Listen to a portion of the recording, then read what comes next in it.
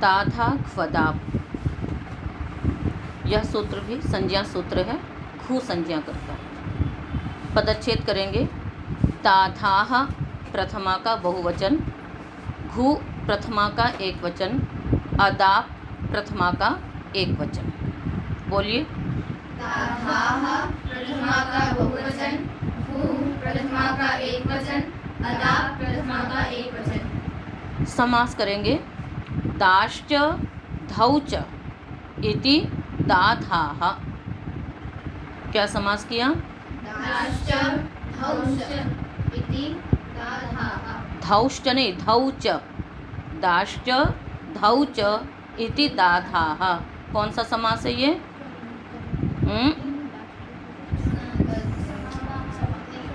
इतरेतर द्वंद्व।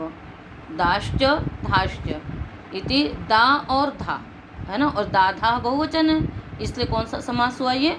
इतरेतर द्वंद्व समास हुआ। सूत्रार्थ करेंगे। अच्छा, अभी अदाप भी है। न दाप अदाप, इसमें भी समास है।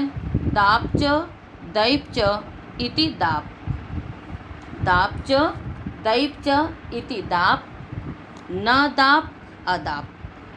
न तत्पुरुष, उससे पहले समाहार द्वंद्व समास हुआ, उसके पश्चात न तत्पुरुष समास किया। सूत्र का अर्थ करेंगे।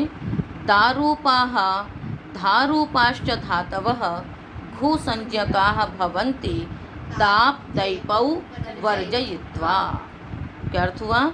दारूपाः धारूपाश्च धातवः संज्ञकाः भवन्ति दाप दैपौ वर्जयित्वा। दारूप और धारूप वाली जो धातुएं हैं उनकी घु संज्ञा होती है दाप और दैप को छोड़ करके।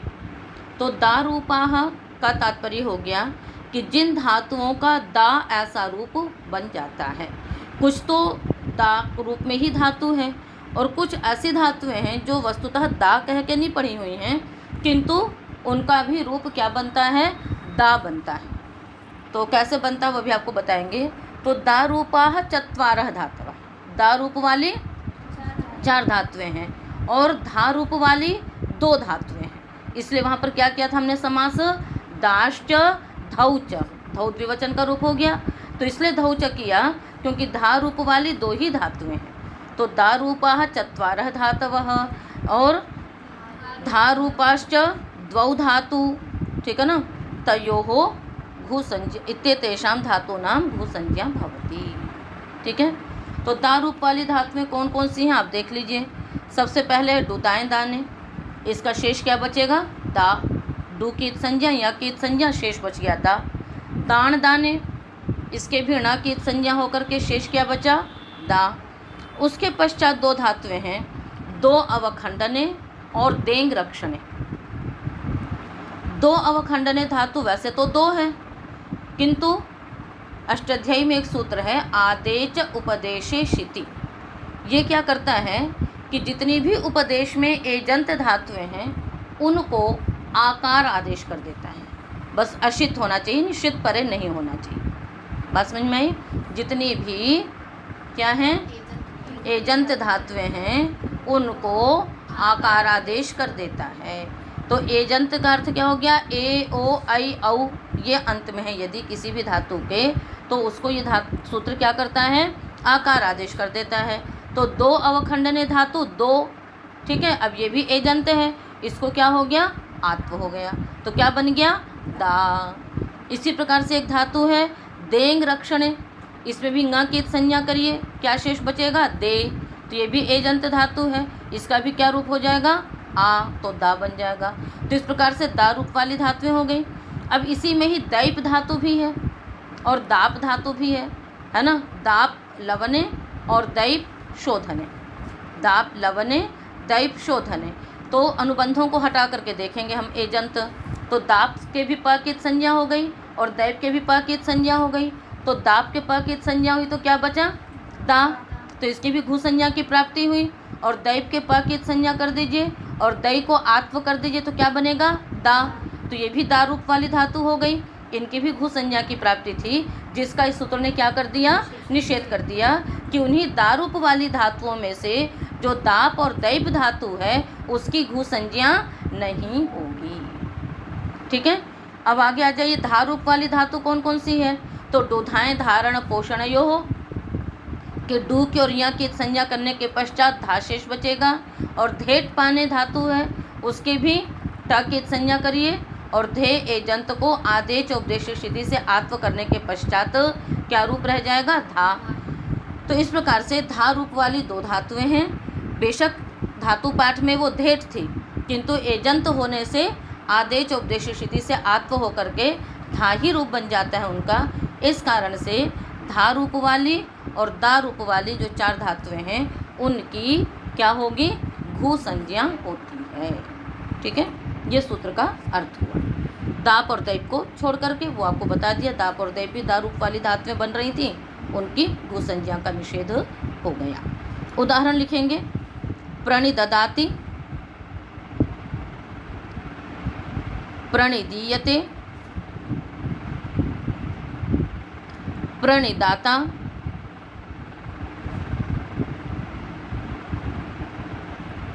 प्रणियच्छति, प्रणिद्यति, प्रणिदयते।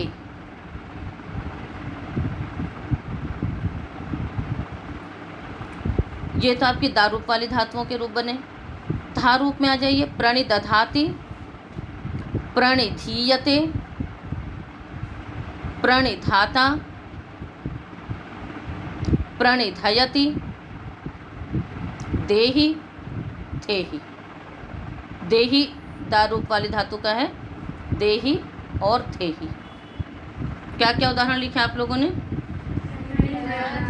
प्रणिदीयते, प्रणिदाता, प्रणियच्छति, प्रणिद्यति, प्रणिदयते, देहि, धेहि, प्रणिधाता, प्रणिदधाति, प्रणिधीयते, प्रणिधयति। बस ठीक है, इतने उदाहरण हैं। इन सभी उदाहरणों में घू संज्ञा के अलग अलग प्रयोजन हैं। ठीक है, तो जहाँ पर जो प्रयोजन है वो आपको भी सिद्धि करते समय उदाहरणों में आपको बता देंगे। सबसे पहले आ जाइए प्रणिददाति। प्र-नि उपसर्ग है। प्र-नि क्या है? इसमें उपसर्ग है। धातु रखेंगे हम डुदाएं दाने। डू की आदरी टुडवा से संज्ञा, या की हलंत्यम से संज्ञा, शेष रहा दा। उसके पश्चात लट लकार का रूप है ये। प्रणिददाति का अर्थ क्या हो जाएगा? प्र मतलब अच्छी प्रकार, नि मतलब निश्चय से, अच्छी प्रकार निश्चय से देता है। प्रणिददाति का ही अर्थ हुआ। तो वर्तमान काल है, आपको अर्थ से भी पता पड़ रहा है। यहाँ पर वर्तमान लट से लट लकार लाएंगे। लह कर्मणि च भावे च कर्म केभ्यः, इस सूत्र के सहयोग से कर्तृवाच्य में आएंगे। हमें कर्तृवाच्य की विवक्षा कर्तृवाच्य में लाएंगे, कर्म की विवक्षा होगी कर्मवाच्य में लाएंगे। तो हम कर्तृवाच्य में लट लकार लिया है।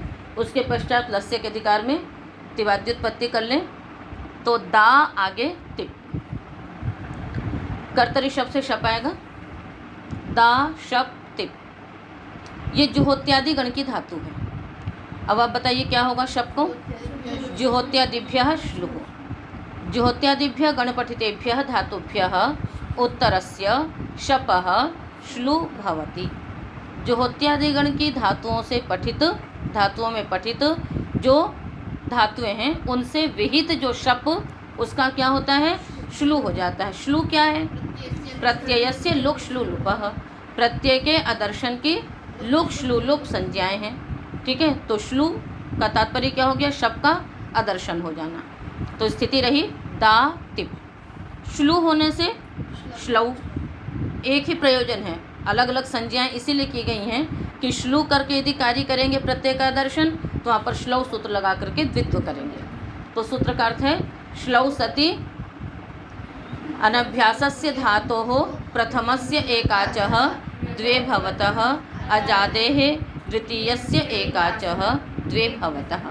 श्लु होने पर, श्लौ सति, श्लौ परतः मत करना अर्थ, क्योंकि श्लु कभी परे नहीं मिलेगा। श्लु तो अदर्शन की संज्ञा है। तो श्लौ सति यानी श्लु होने पर अनभ्यास धातु के प्रथम एकाच को द्वित्व होगा, अजादी है तो द्वितीय एकाच को द्वित्व होगा। ये क्या है आपका? हला दी है इसलिए प्रथम एकाच एक ही अच्छे द्वित्व हो गया दा दा ती। पश्चात पूर्वाभ्यास से ये द्वे विहित है तस्य पूर्व अभ्यास संज्ञको भवति। जो द्वित्व किया उसमें से जो पूर्व है उसके अभ्यास संज्ञा होगी। उसके पश्चात सूत्र लग जाएगा ह्रस्व। निकालिए अभ्यास प्रकरण किस अध्याय के किस पाद में है? सप्तम अध्याय के चतुर्थ पाद में। ठीक है, ह्रस्व सूत्र निकाल लीजिए।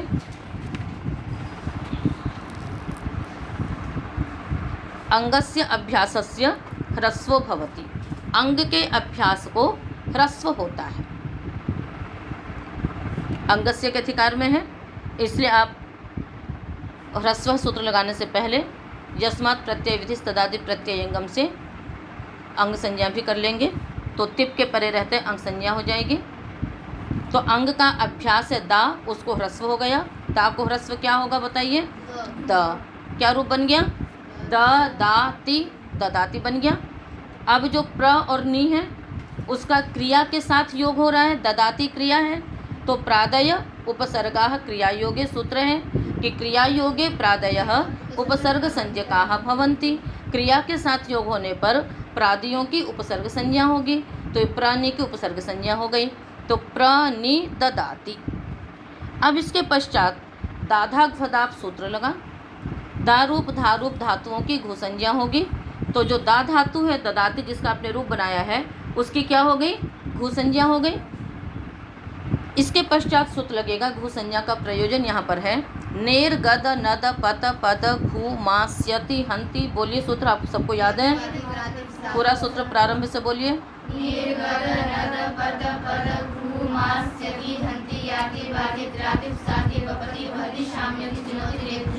हाँ, इसमें रसाभ्याम नोणः की अनुवृत्ति आ रही है। उपसर्गाद समासे पिणोपदेशस्य से उपसर्गाद की अनुवृत्ति आ रही है। सूत्र का अर्थ होगा उपसर्गस्थाद निमित्ताद उत्तरस्य। हम रेफ शकाराभ्याम उत्तरस्य न करके निमित्त क्या है नकार को णत्व करने का, रेफ और शकार। अतः सूत्र का अर्थ हम करते हैं उपसर्गस्थाद निमित्ताद उत्तरस्य अर्थात रेफ शकाराभ्याम उत्तरस्य।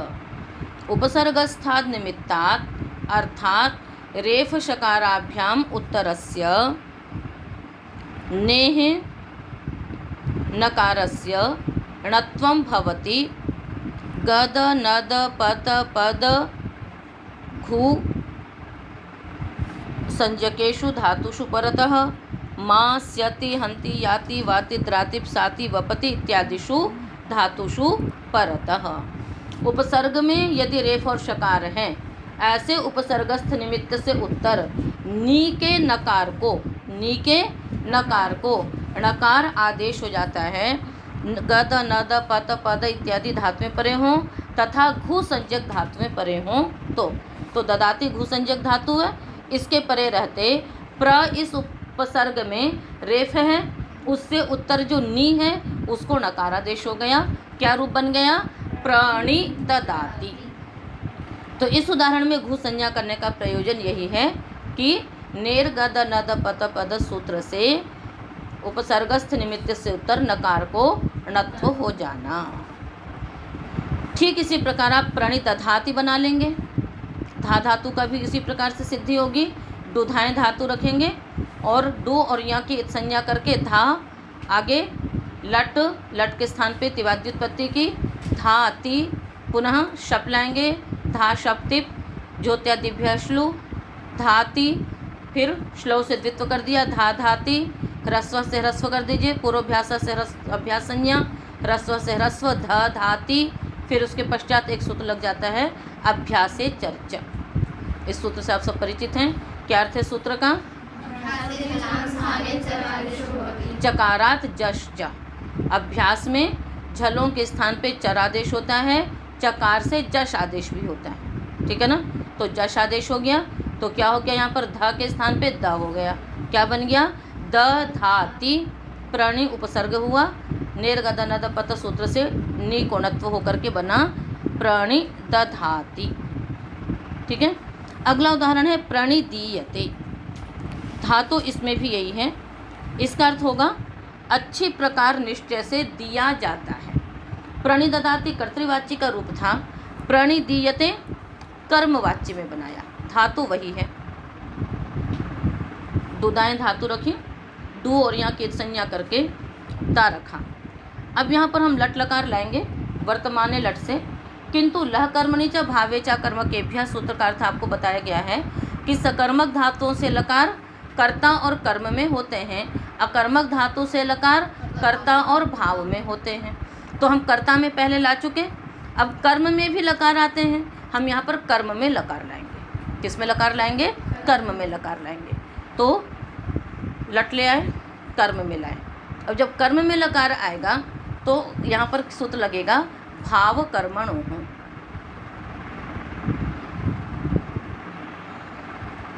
उससे पहले आप प्रतिवादी उत्पत्ति की वो वाली प्रक्रिया कर लेंगी कि प्रतिवादी सारे 18 प्रत्यय आएंगे और लह परस्मैपदम से परस्मैपद संज्ञा करेंगे, तंगाना आत्मनेपदम से तंग और आन की आत्मनेपद संज्ञा कर लेंगे।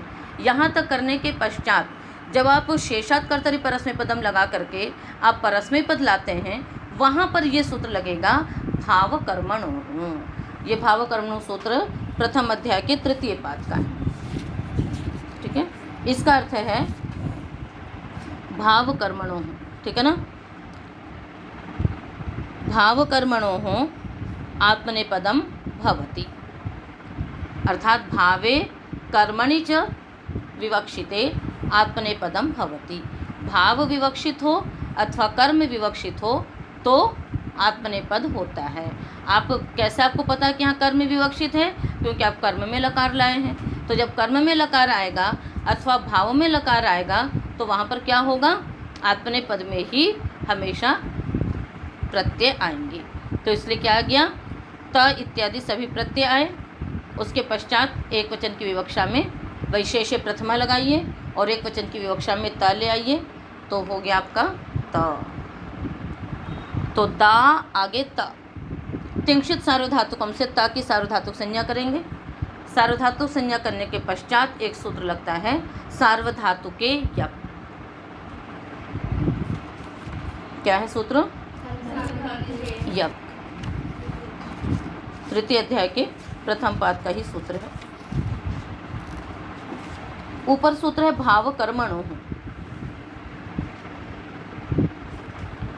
भाव कर्मणोः सार्वधातुके परतः धातोः यक् प्रत्ययः परश्च भवति। भाववाची तथा कर्मवाची सार्वधातुक परे रहते धातु से यक् प्रत्यय होता है। तो यहाँ पर कर्मवाची सार्वधातुक प्रत्यय है। वैसे हम लोग क्या करते हैं, कर्तावाची सार्वधातुक होता है तो शप आता है, किंतु सामान्य रूप से आप याद रखना कि जब भी भाववाच्य और कर्मवाच्य में आप लकार लाएंगे तो हमेशा वहाँ पर क्या होगा? एक तो आत्मनेपद ही होगा और कोई विकल्प नहीं है कि वहाँ परस्मैपद होगा, आत्मनेपद ही होगा। दूसरा, जब भी आप कर्मवाच्य अथवा भाववाच्य में लकार लाएंगे तो यक ही होगा। जैसे कर्तृवाच्य में लाने पर तो अलग अलग वादिगण की और सामान्य से धातु में शप आता है, दिवादी है तो शन आएगा, तुदादी है तो श आएगा। उन सब में कर्तरी की अनुवृत्ति जाती है कि कर्तावाची सार्वधातुक परे है तो तुदादी गण की धातुओं से श होता है, दिवादी गण की धातुओं से शन होता है। किंतु भाववाची और कर्मवाची सार्वधातुक प्रत्यय परे होगा तो सभी गण की धातुओं से क्या होता है? यक प्रत्यय होता है। याद रहेगा आपको कि कर्मवाच्य और भाववाच्य में किसी भी गण की धातु हो पृथक पृथक विकरण नहीं आते हैं, अपितु यक ही आता है। ठीक है, तो यहाँ पर भी यक आ गया। तो स्थिति क्या रखा आपने? दा यक त। पुनः का की संज्ञा कर दीजिए, दा य त। अब यहाँ पर हमने क्या किया? दाथा घदाप सूत्र लगाया कि दा रूप जो धातु उसकी घू संज्ञा हो गई। दा की घू संज्ञा होने के पश्चात एक सूत्र लगेगा घू मा स्था गा पा जहाति साम हली।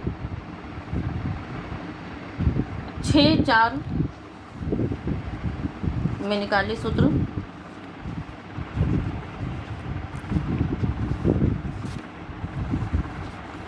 षट षष्ठी 66 नंबर का सूत्र है। घू है ना, ऊपर से अनुवृत्ति आ रही है किंगिति की जो कि 68 तक जाती है। सूत्र का अर्थ होगा घू संज्ञका नाम अंग, इससे पहले आप अंग संज्ञा कर लेंगे। घू संज्ञका नाम अंगानाम मा स्था गा पा जहाति और सा जो है वो शो अंतकर्मणि धातु का। इत्येतेषाम् अंगानाम ईत्वं भवति हलादौ किंगिति प्रत्यये परतः। हलि तो सूत्र में ही है, किंगिति की अनुवृत्ति आ रही है, तो हलादौ किंगिति प्रत्यये परतः। क्या अर्थ हुआ सूत्र का? घू संज्ञकानाम अंगानाम मा स्था गा पा जहाति सा इत्येतेषाम् अंगानां च ईत्वं भवति हलादौ किंगिति प्रत्यये परतः। घू संज्ञक अंगों को तथा मा स्था गा पा जहाति और सा शो अंतकर्मणि धातु का है, इन अंगों को ईद्यति सूत्र से ईद की अनुवृत्ति आती है ना, लगा लीजिए। ईद्यति सूत्र से ईद की अनुवृत्ति आती है, तो क्या अर्थ हो गया? ई कारादेश हो जाता है हलादि कितंगित प्रत्यय के परे रहते। अब आप यहाँ पर देखिए, दा धातु घू संज्ञक अंग है और यक जो है वो कित भी है और यह हलादि भी है, तो हलादि कित प्रत्यय परे है, दा घू संज्ञक अंग को क्या हो गया? फिर वही अलोन्त्य से लगाएंगे कि षष्ठी निर्दिष्ट आदेश अंत्य हल के स्थान में होता है, अंत्य अल के स्थान में होता है, तो दा के आ को ई आदेश हो गया। क्या बचा? क्या स्थिति हुई आपकी? दीयत। इसके पश्चात प्राणी उपसर्ग आप इसमें जोड़ दीजिए और उनकी प्रादि उपसर्ग क्रिया योग्य से उपसर्ग संज्ञा कर लीजिए। प्रणिदीयत। इसके पश्चात नेर गद नद पत पद घू मास्यति हंति, जैसे पूर्व में किया था वैसे ही ना को क्या कर दीजिए? दीयते घू संज्ञक के परे णत्व कर दीजिए। प्रणिदीयत। अब हमें एक कार्य और करना है, प्रणिदीयते बनाना है। क्या लगेगा? टित आत्मने पदानाम तेरे। आत्मने पदानाम टित हटेहे एत्वम भवति। आत्मने पद संबंधी टित लकार के टी भाग को एत्व होता है, तो टी भाग को एत्व होकर के क्या रूप बन गया? प्रणिदीयते। इसी प्रकार प्रणिधीयते भी बन जाएगा। धा धातु, धा रूप वाली धातुओं की भी घू संज्ञा हुई तो बिल्कुल इसी प्रकार से सिद्धि होगी। बस वहाँ दा धातु थी, यहाँ था धातु रहेगी। उसी प्रकार से कर्मवाच्य में लकार आएगा, भाव कर्मणों से आत्मने पद, सार्वधातु के यक से यक होगा और धा की घू संज्ञा करके घू मास्था से इत्व करके धीयत प्रणिधीयत टितात्मने पदानाम टेरे प्रणिधीयते हो गया। तो प्रणिधीयते का अर्थ क्या हो जाएगा? अच्छी प्रकार निश्चय से धारण किया जाता है। तधाति मतलब धारण करता है, तो किसी भी चीज़ को किसी के द्वारा, है ना, धारण करना, उसी को क्या कहेंगे? प्रणिधीयते। और उदाहरण क्या थे बताइए? प्रणियच्छति। प्रणियच्छति में धातु है दान दाने। दान दाने धातु प्रणव कित संज्ञा करके दा शेष रहा। उसके पश्चात आपने क्या कर लिया? लट लाइए, लट के स्थान पे तिप करें और कर्तरी शब्द से शब्द भी कर लीजिए। वादिगण की धातु है, तो दा शब्द तिप। प्रणि उपसर्ग भी लगा लीजिए, प्रणि दा शब्द तिप। यहाँ एक सूत्र लगता है, पाघ्राथमा स्थामना दान दृश्यर्ति सर्ति सदा सदाम पीब जिघ्र धम तिष्ठ मन यच्छ। हाँ ठीक है, सूत्र निकालेंगे 7 3 78।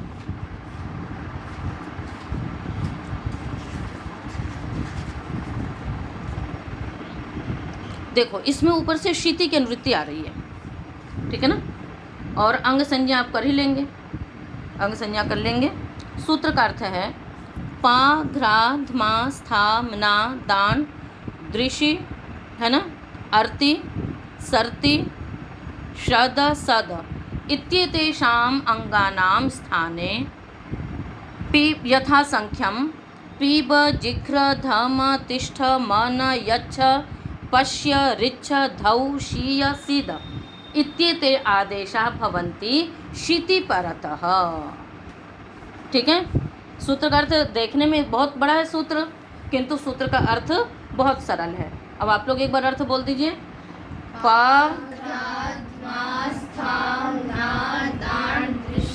नहीं, दृषि अर्ति, दृशिर प्रेक्षणे का दृषि अर्ति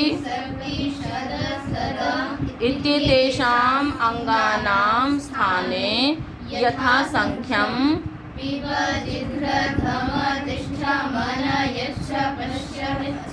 पश्य ऋच्छ धौ शीय सीद इत्येते आदेशाः भवन्ति शिति परतः। शित के परे रहते पाघ्रा इत्यादि अंगों को क्रमशः पिब इत्यादि आदेश हो जाते हैं शित के परे रहते। अब आप लोग जो सोचते होंगे जब रूप याद करते थे कि कहीं तो पिबति पिबतः पिबंती बनता है और कहीं पाता पाता रहो, कहीं पास्यति पास्यतः, तो आपको याद आ गया कि जो भी सार्वधातुक लकार होते हैं उनमें शप आता है और शप जहाँ पर परे रहेगा वहीं पर पिब आदेश हो जाएगा। इसी प्रकार से तिष्ठ आदेश हो गया, और जहाँ पर शप नहीं आता है वहाँ क्या रहता है, स्या इत्यादि में स्थायी रह जाता है। इसी प्रकार से घ्रा धातु से जिघ्र हो जाता है, इसी प्रकार से दृश्य को पश्य हो जाता है। ठीक है, तो इसी सूत्र से ये कार्य होता है। तो अब आपने यहाँ पर देख लिया दा धातु है, तो दा के स्थान पे क्या आदेश होगा, यच्छ। दा के स्थान पे यच्छ आदेश हो गया, तो प्रनि यच्छ हलंत रहेगा। इसमें जो भी आदेश दिए हैं वे सब उच्चारण के लिए आकार लगा दिया है, वस्तु तो सब हलंत आदेश होंगे। तो यच्छ आगे शब्द का अ मिल गया, क्या बन गया, प्रनि यच्छति, और निर्गदनदपत, ये दाधा घदाव से पहले भूसंज्ञा कर ले। दा धातु की दा के स्थान पे यच्छ हुआ है तो उसको भी हम भूसंज्ञक ही मानेंगे और सूत्र हो जाएगा। तो अच्छा, यहाँ पर क्या होगा, दान के पूरे के स्थान पे यच्छ आदेश होगा, है ना। अलोन्त्यस्य से अंत्यल के स्थान पे नहीं होगा, क्यों, क्योंकि अनेकाल आदेश है ये, इसलिए। ठीक है, तो प्रणीयच्छति बन गया। आगे उदाहरण है, अगला उदाहरण बोलिए, प्रणिदाता। ठीक है ना, तो प्रणिदाता में क्या सूत्र लगेगा, प्रणिदाता में त्रिच प्रत्यय किया आपने, तो वही डुदाएं धातु रखेंगे, प्रनि उपसर्ग रख लीजिए, प्रनि डुदाएं दाने धातु का दा, त्रिच प्रत्यय रखा। ठीक है, उसके पश्चात इटागम की प्राप्ति, इटागम का निषेध, प्रणिदात्री। पुनः आप निर्गदनदपत, दाधा घुदाव से पहले घुसंज्ञा करिए, निर्गदनदपत से णत्व करके प्रणिदात्री, कृत्यधि तस्मात् से प्रातिपदिक संज्ञा, स्वाद्युत्पत्ति, रिदूषणस पुरुदंसो नेह सामच से अनंगादेश। और आप इससे पहले चेता, स्तोता, कर्ता इत्यादि की सिद्धियों में सारी प्रक्रिया जान चुके हैं, किस प्रकार से फिर यहाँ पर अनंगादेश होता है, फिर नकार का लोप होकर के, और क्या बचता है आपका, प्रणिदाता बन जाएगा। ठीक है, इसी प्रकार से प्रणिधाता भी बन जाएगा रुधाएं धातु से, रुधाएं धातु से क्या बन जाएगा, प्रणिधाता। ठीक है, आगे चलें, प्रणित्यति क्या बनाया हमने, प्रणित्यति। प्रणित्यति में धातु है दो अवखंडने।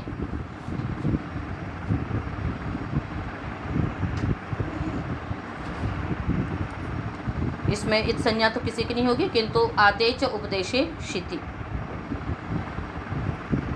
सूत्र का अर्थ है उपदेशे एजंतानां धातूनां आत्वं भवति अशिति।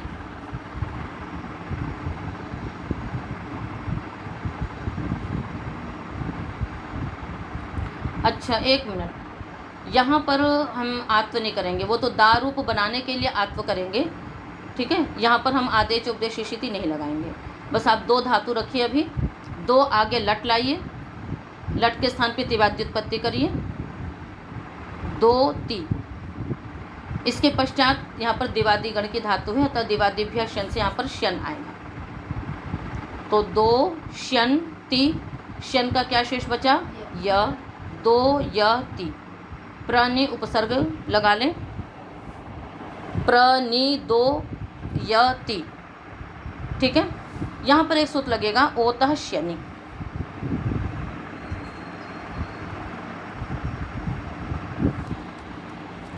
शनि परतः ओकारांतस्य अंगस्य लोपो भवति। शन के पहले ओकारांत अंग का लोप होता है, अलोन्त्यस्य से अंत्यल का लोप होगा। तो शन परे है, 2 के ओ का लोप हो गया, क्या बचा? द आधा। तो प्रणित्यति, णत्व कर लेंगे, प्रणित्यति। ठीक है। अब यहाँ पर बेशक इसका दा रूप नहीं है, किंतु सूत्र ने कहा है कि दा रूप जो धातुएं हैं उनकी ही हम भू संज्ञा कर देंगे। तो जिस स्थिति में आपको हमने बता दिया था कि इसका दा रूप बनता है आदेश उपदेश स्थिति से, इसलिए ये दा रूप वाली धातु है। अतः आप ये मत सोचना कि आपको दा सुनाई देना चाहिए तभी भू संज्ञा होगी, नहीं। दा रूप वाली जो धातुएं हैं उनकी धातु अवस्था में ही क्या हो जाएगी? भू संज्ञा हो जाएगी। उसके पश्चात जो भी कार्य करने हैं वो हम कार्य करते रहते हैं। ठीक है, नहीं आई बात समझ में? आ गई? चलें आगे। प्रणिदयते, इसमें धातु है देंग रक्षणे, अतः सूत्र का अर्थ होगा अच्छी प्रकार निश्चय से रक्षा करता है। निश्चय अर्थ है नी का, अच्छी प्रकार अर्थ है प्र का। देंग रक्षणे धातु रखें, गा के हलंतन से संज्ञा हुई दे, ये भी भुआदिगण की धातु है। वर्तमान लट से लट लाइए। और गित है, अतः अनुदात्तंगित आत्मनेपदम से आत्मनेपद आएगा। तिवाद्योत्पत्ति करके दे आगे त, कर्ता में लकार आया है। तिंशित सार्वधातुकम से सार्वधातुक संज्ञा आपको मालूम ही है, करते ही हम बार बार अब उन संज्ञाओं को नहीं कर रहे हैं, उस प्रक्रिया को। तो त की सार्वधातुक संज्ञा है, शप ले आएंगे, दे शप त, शप के प की श की संज्ञा करके दे अ त। इसके पश्चात प्रनि उपसर्ग संयुक्त कर दीजिए, प्रनि दे अ त, एचो या वायावह से ए को अयादेश हुआ, प्रनि द य त, भू संज्ञा करें। भू संज्ञा करने के पश्चात नेर गद नद पत सूत्र से णत्व कर दीजिए, प्रणि द य त, तितात्मने पदानाम टेरे से एत्व करके क्या बन गया? प्रणि दयते बन गया, बना?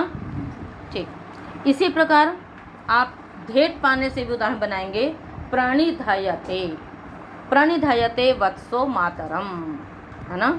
बछड़ा जो है वो अपनी माता का दुग्ध पान करता है। प्रणिधयते वत्सो मातरम। तो यहाँ पर प्रणिधयते आत्मने पद नहीं रहेगा, बस इतना ही अंतर है। उदाहरण में आपका बनेगा प्रणिधयति। क्यों? क्योंकि देंग रक्षणे धातु गित थी इसलिए आत्मने पद आया। धेट पाने धातु गित नहीं है अतः आत्मने पद नहीं होगा। शेष सारी प्रक्रिया उसी प्रकार से रहेगी। धेट का धे रहेगा, धे आगे तिप, शप ले आइए, धे अति, उपसर्ग लगाइए, प्रणि धे अति, एचो वायवह, प्रणि धयति और नत्व इत्यादि करके आपने उदाहरण बना लिया, प्रणि धयति। ठीक है। आगे एक उदाहरण और है, देहि धेहि। दुदाएं दाने धातु के लोट लकार के मध्यम पुरुष का एक वचन का रूप है। रूप चलाइएगा मध्यम पुरुष में जरा, ये लोट लकार में आप लोग। ददातु,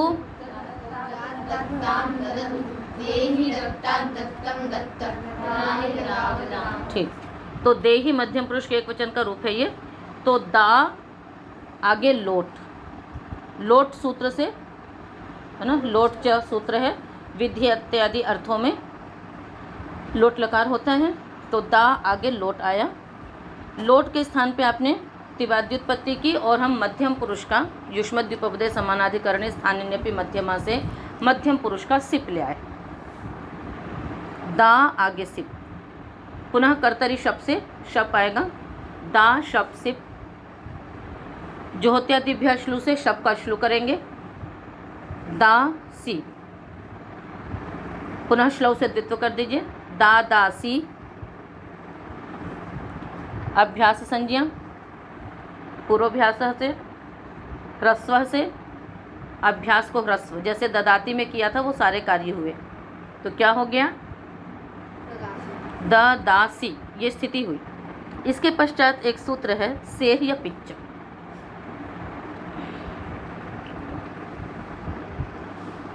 तृतीय अध्याय के चतुर्थ पाद के 87 नंबर का सूत्र है।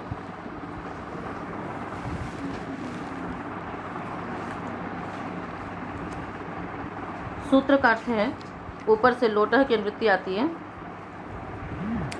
लोट संबंधिनः सेः हि इत्ययम् आदेशो भवति स च अपित् भवति। लोट संबंधिनः सेः हि इत्ययम् आदेशो भवति स च अपित् भवति। बोलिए क्या अर्थ हुआ सूत्र का? लोट संबंधिनः सेः हि इत्ययम् आदेशो भवति स च अपित् भव उदात्त नहीं अपित् भवति। लोट संबंधी जो सी उसके स्थान पे ही आदेश होगा और वो अपित होगा। सिप क्योंकि पित है, ठीक, और सिप के स्थान पे जो ही आदेश होता वो भी स्थानिवद आदेश से पित माना जाता, अतः इसने क्या कह दिया कि वो अपित होगा। अपित होने से अपित सार्वधातुंगित्वत हो जाता है ना, ये सब लाभ होते हैं उसके। अस्तु, आपने ही कर लिया तो स्थिति क्या रही? द दा ही। अब यहाँ पर दा की भू संज्ञा हुई है दाधा घ्वदाप से, दा रूप जो धातु उसकी भू संज्ञा हुई है। यहाँ सूत्र लगेगा घ्वसो रेद्धा वभ्यास लोपश्च। क्या सूत्र लगा? घ्वसो रेद्धा वभ्यास लोपश्च। सूत्र निकालिए 6-4-119।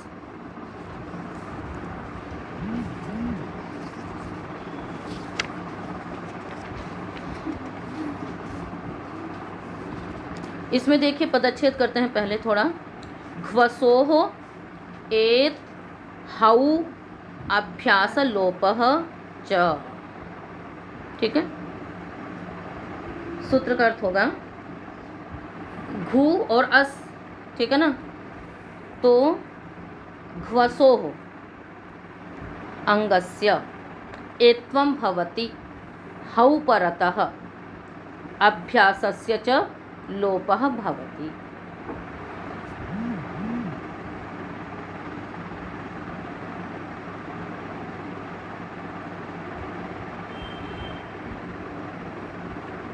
क्या अर्थ हो गया सूत्र का? घ्वसोः एत्वं, हाँ, एत्वं भवति हौ परतः अभ्यासस्य च लोपः भवति। घू संज्ञक अंग को तथा अस धातु, है ना, अस धातु के अंग को एत्व हो जाता है ही के परे रहते और अभ्यास का लोप भी होता है। तो यहाँ पर देखिए घू संज्ञक धातु है दा और ही परे है, ठीक है, तो ही के परे रहते दा की अंग संज्ञा भी है तो उसको एत्व हो गया। तो अलोन्त्यस्य से आ अंत्यल के स्थान पे एत्व हुआ और उसमें जो अभ्यास है द उसका क्या हो गया? लोप हो गया। तो क्या बना? देही, देही बन गया।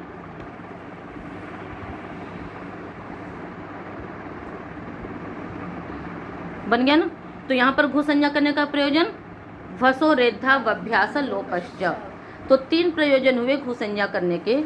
एक तो प्रणिदीयते में घू मास्था गा पा जहाति सामहली से घू संज्ञक अंग को ईत्व करना, और ज़्यादा उदाहरणों में नेर गद नद पत पत घू मास्यति इस सूत्र से नकार को णत्व करना। और तीसरा प्रयोजन हुआ हाँ, एक यह भी प्रयोजन हुआ पा घ्राध मास थाम ना, नहीं, ये घू संज्ञा करने का प्रयोजन नहीं है, ये तो केवल बस आदेश किया है। यहाँ पर घू संज्ञा का प्रयोजन होना चाहिए। घू संज्ञा का तीसरा प्रयोजन है घ्वसो रेद्धा वभ्यास लोपश्च से घू संज्ञक अंग को एत्व करना। तो देही में भी यही लगा और धेही में भी यही सूत्र लगेगा। इस प्रकार से देही और धेही ये रूप बनेंगे। तो आपने सारे उदाहरण देख लिए, ठीक है। प्रणिददाति, प्रणिदीयते, प्रणिदाता, प्रणियच्छति, प्रणिदयते और प्रणिद्यते, ये सब दारूप के थे। उधर प्रणिदधाति, प्रणिधीयते, प्रणिधाता, प्रणि और प्रणिधयति और देही और धेही। प्रणिध्यति नहीं होगा क्योंकि इस प्रकार की धातु उसमें नहीं है। तो इस प्रकार से घू संज्ञा करने वाला एक ही सूत्र है दाधा घ्वदाप, जिसमें इतनी धातुओं की घू संज्ञा हुई। और घू संज्ञा करने का प्रयोजन णत्व होना, ईत्व होना और एत्व होना, ये 3 ही प्रयोजन हैं अष्टाध्यायी में। इसलिए सभी उदाहरणों को यहाँ पर एकत्रित कर दिया गया। तो आज का पाठ इतना ही।